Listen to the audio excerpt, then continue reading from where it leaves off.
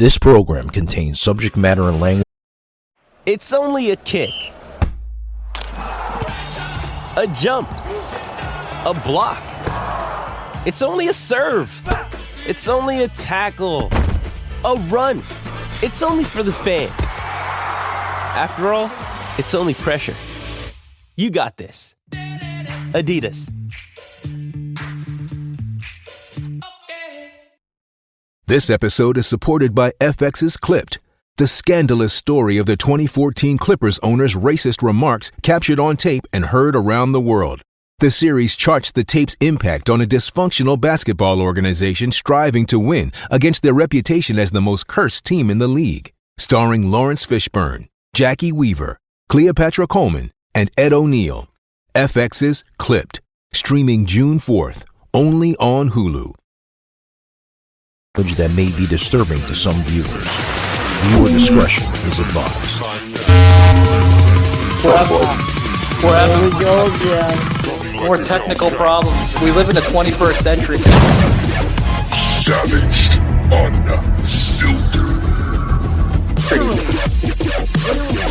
Not only should we not be supporting, but we gave $30 billion. Did you know we gave $30 billion this weekend? Your host, Michael Gardner.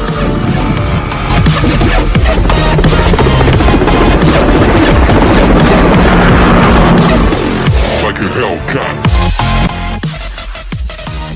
Hey guys, welcome to today's show, guys. Welcome. We got a damn good show for you. About to bring on Soslin Timison from his show, The Sos Report. Guys, we're waiting on Joseph. I'm not sure if Joseph fell asleep on his couch or something. He's known to do that, ladies and gentlemen, from time to time.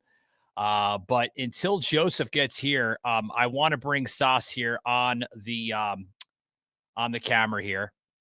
I see Sos bobbling his head a mile a minute. Hopefully he's got some strong Wi-Fi. So hopefully this works out for him.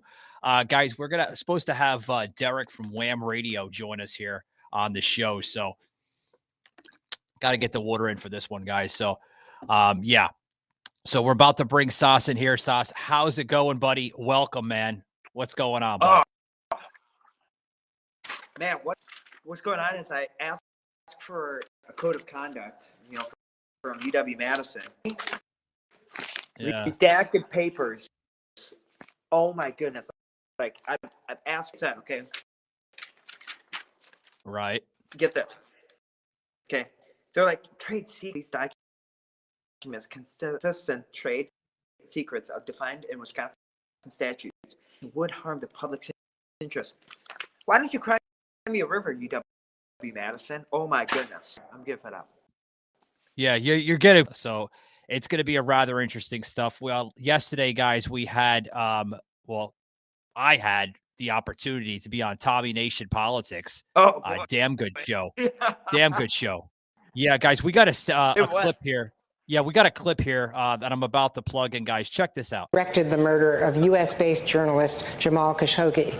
The State Department also says the Saudi government is responsible for executing nonviolent offenders and for torture. President Trump has not punished senior Saudi leaders.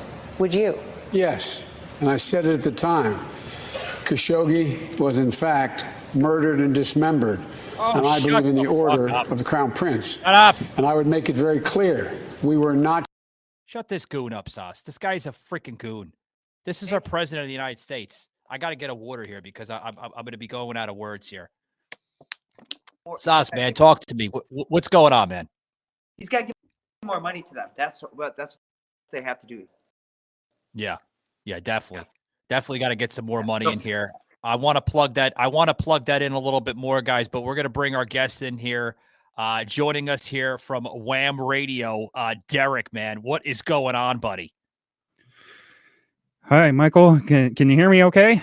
Yeah, man. Everything is loud and clear on your end. What's going on, man? Welcome to Savage Unfiltered. I'm the host here, Michael Gardner, and then joining us here is the co-host, Soslin Timison. Welcome to the show, man. All right. Well, thank you very much for having me. And I got to give a big thank you to Joe Leonard for setting this up. He's the one who got me to reach out to you to be on your program. And thank you for giving me some time to talk about a big game that's going to be coming up in college football on New Year's Eve. one of the two college football playoff semifinals, which will feature in the Fiesta Bowl the Michigan Wolverines and the TCU Horned Frogs. And when you look at this matchup, the Michigan Wolverines, they've been dominant this entire season with their power running game. They average, they've averaged they've averaged 243 rushing yards per game and 40.1 points per game as well. And obviously their biggest star, Blake Corum, he's out for the year, had to have season-ending knee surgery. Unfortunately, he was their big guy in the backfield, averaged 5.9 yards per carry, scored 18 rushing touchdowns, accumulated 1,463 rushing yards. But they have a capable backup in Donovan Edwards. He came up big against the Ohio State Buckeyes a couple of weeks ago. Oh, did he really? Yeah. He hammered that fucking game. I mean, Derek, it was balls to the wall, man, really. Yeah. A pair of touchdown runs of 85 and 75 yards to put that game away for the Wolverines. When it looked like maybe Ohio State was going to make a comeback in the fourth quarter, they got to within 8 points, but the Michigan running game was resilient. They struggled early on in that game. They had to go to the passing game, and surprisingly, it worked because the Michigan Wolverines passing game with J.J. McCarthy had been sporadic. Unfiltered. Target, the receivers would drop it a lot of times deep down the field, and then a lot of times J.J. McCarthy would overthrow open receivers. But I caught some of that that you've been saying on your radio station there up in Detroit, Derek, on Wham Radio, man. You guys have been, hammering that topic like left and right. So hat tip to you guys over there at Wham Radio, buddy. Getting in the content where it's supposed to be.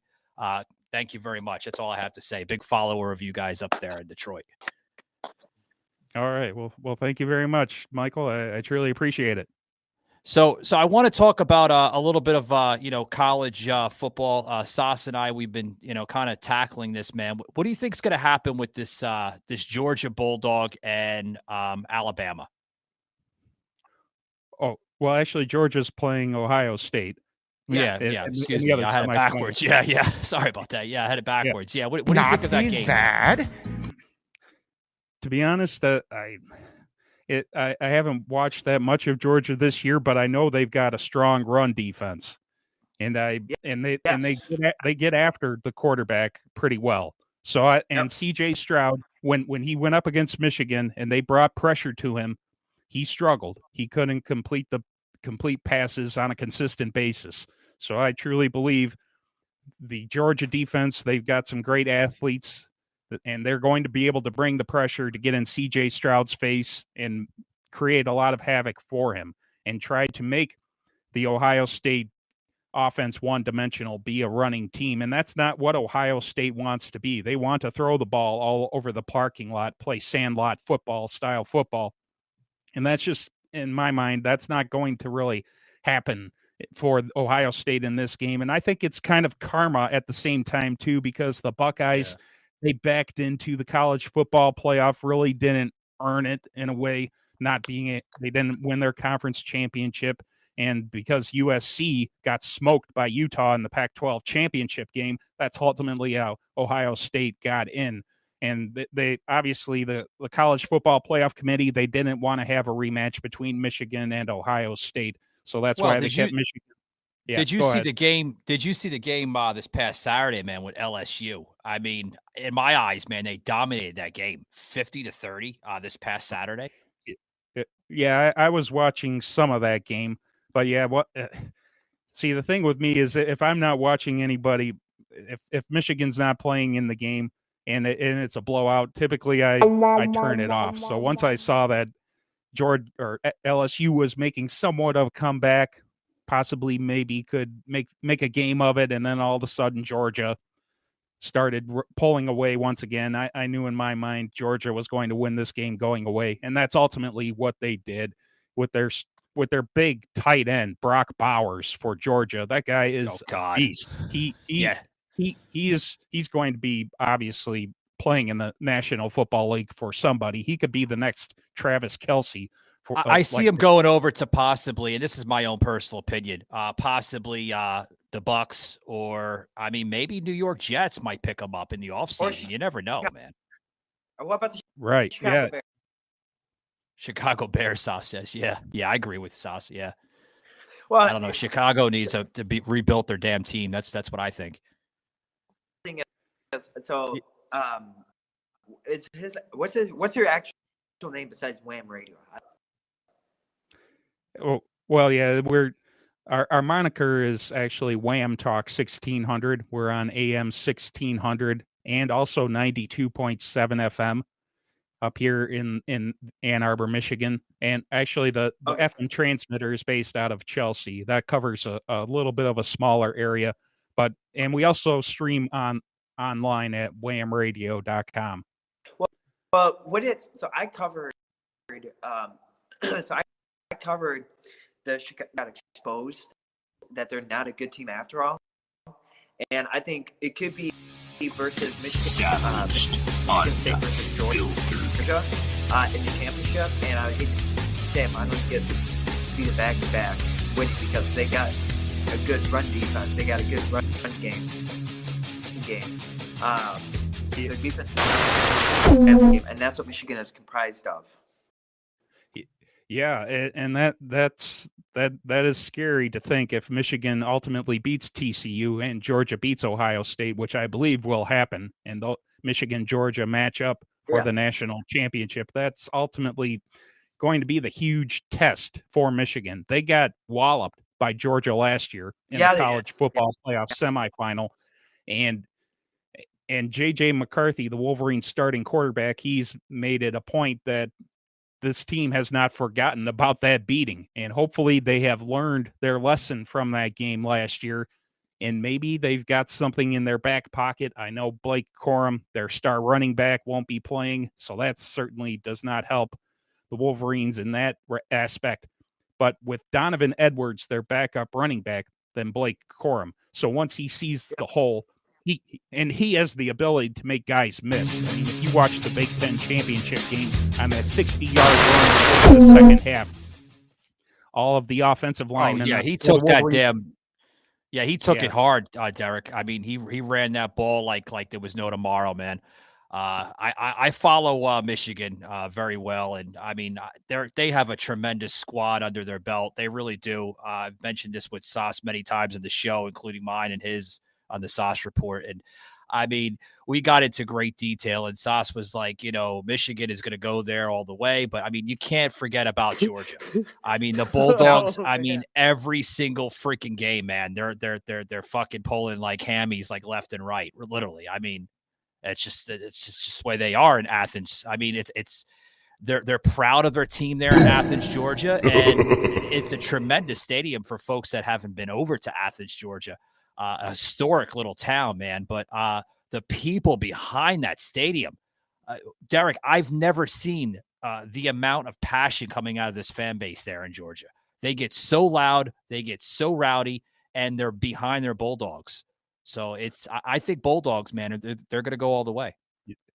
Yeah, and they very well could beat Michigan again, but and this is going to be the key for Michigan to overcome Georgia. It's going to have to be up to the tight ends.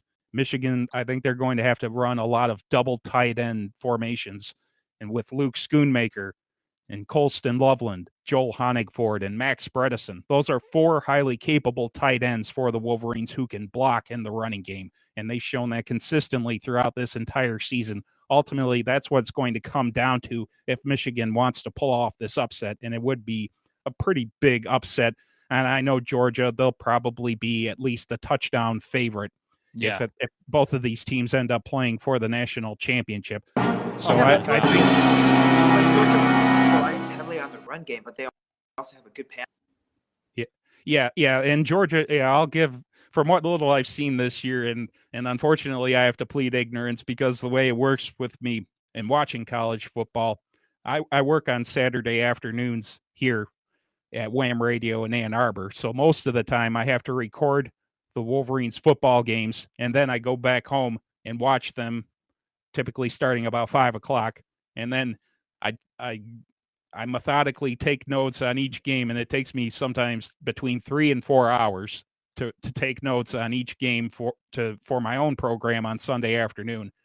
So then I don't have much time to watch what's going on with other teams, but I just catch what's going on here and there. But from what little I've seen of Georgia, they've got some monstrous athletes, and their tight end, Brock Bowers, like I mentioned earlier, he's going to be ultimately the Wolverines' #1 guy who they're going to have to cover. Oh, without a doubt. As far as pass defense. Yeah, and Michigan's defense, they've gotten burned with some big pass plays this year. But but Jesse Minter, the Wolverines' defensive coordinator, he's done a fantastic job of making halftime adjustments. And hey, Derek, we're losing time, man. 15 seconds, buddy. You got any more last remarks here before we close it out with you? But I want to thank you for coming on the show, man. Well, thank you very much, Michael. I truly appreciate being on the program and giving me some time to talk about the Michigan Wolverines football team. And I'm going to say go Blue.